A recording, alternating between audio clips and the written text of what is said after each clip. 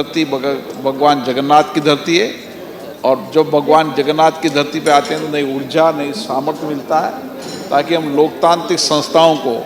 और सशक्त मजबूत कर सकें और लोकतांत्रिक संस्थाओं के माध्यम से लोगों की अपेक्षाएं आकांक्षाएं पूरी कर सकें और जवाबदेही के साथ जनप्रतिनिधि काम करेंगे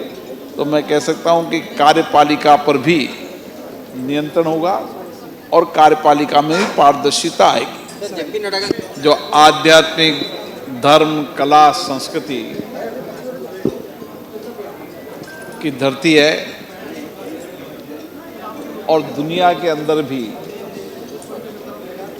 उड़ीसा के मूल रहने वाले अलग अलग देशों के अंदर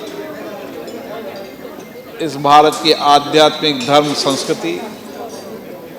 यहाँ की कार्य संस्कृति, यहाँ की विद्वता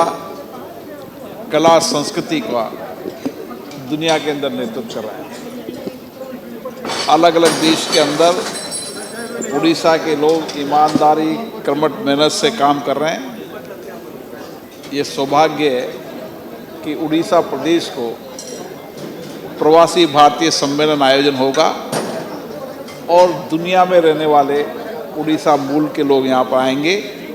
और उनका उस देश में भी आर्थिक सामाजिक बदलाव में बहुत बड़ा योगदान है।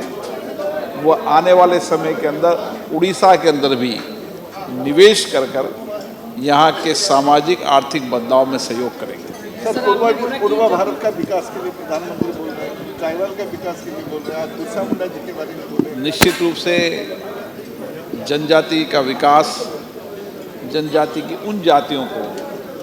जो अभी तक विकास की धारा में नहीं आई थी उनको विकास की धारा में लाया गया है। संसद के अंदर भी जनजाति विकास के बारे में व्यापक चर्चा हुई, कई विधेयक पारित हुए। मैं कह सकता हूं कि भारत की संसद ने जनजाति क्षेत्र के विकास और उनके जीवन को परिवर्तन करने के लिए कई कानून भी पारित किए और नीतियां कार्य योजना भी बनाई जिससे उनका सामाजिक आर्थिक कल्याण हो सके। सर, आपने बोला कि जब भी उड़ीसा आते हैं आपको नई ऊर्जा मिलती है। निश्चित रूप से ये धरती भगवान जगन्नाथ की धरती है और जब भगवान जगन्नाथ की धरती पे आते हैं तो नई ऊर्जा नई सामर्थ्य मिलता है ताकि हम लोकतांत्रिक संस्थाओं को और सशक्त मजबूत कर सकें और लोकतांत्रिक संस्थाओं के माध्यम से लोगों की अपेक्षाएं आकांक्षाएं पूरी कर सकें और जवाबदेही के साथ जनप्रतिनिधि काम करेंगे तो मैं कह सकता हूं कि कार्यपालिका पर भी नियंत्रण होगा और कार्यपालिका में भी पारदर्शिता आएगी।